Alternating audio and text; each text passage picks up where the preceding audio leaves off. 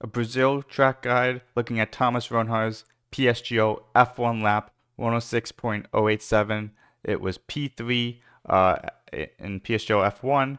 I want to kind of show you the main points of what makes it a good lap and some tips of how to improve your lap to be closer to his. So right away at this track, rears get kind of hot. The tire temperature window for C5, 75 to 85. The rears will overheat. You don't want to get too much heat on that outlap. And then he's doing a bit of tire warm up on the fronts coming up to the line here.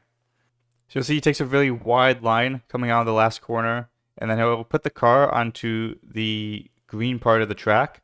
It's supposed to be smoother and less bumps on some of the details that the track is being rendered. Brendan Lee made a video on this, so you can go check that out about how the track is smoother offline at some corners. In the turn one, important to kind of get the car onto some parts of the turn one curb. You don't have to go crazy getting on the curb, but you want to get some parts on the turn one curb. He slows the car down a decent amount. You don't want to kind of understeer or run wide, because it's all about setting up turn two. It's about setting up, getting a lot of curb on the entry part, and then being almost invalidating, but getting a nice straight line on the exit. That's going to give you the best line running out. Then you can use a bit of curb on the left side there. Remember, obviously you can see his ERS, nothing too special. Getting a good amount of curb, T4, and then running out wide, of course, using a lot of the track. Anything interesting here, again, he runs to the right side. You could keep the car to the left, but he's running to the right side to avoid any of the bumps that could be slowing the car down. Right here, fast right-hander. Important to lift before you get to the apex. Some people, they'll get to the apex, then they'll lift. Lift before, get the car turned in, back on throttle 100%. All the way through here.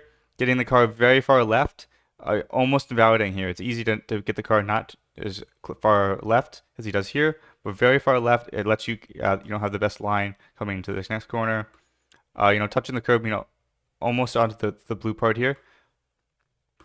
Big inputs on the throttle, very aggressive on the throttle. Again, he does some braking right here.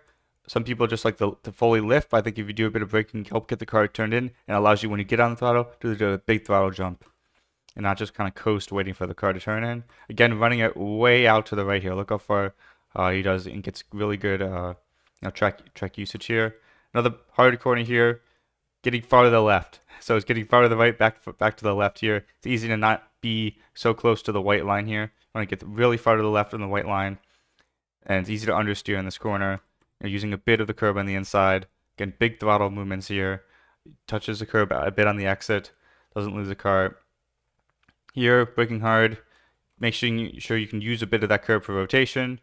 Big throttle jump there, using some of the exits. So yeah, curb usage really critical at this track, and then avoiding some of the key parts on the straight, going offline at some corners or at some straights. That's going to help you do a fast lap. Thanks so much for watching. See ya. Bye.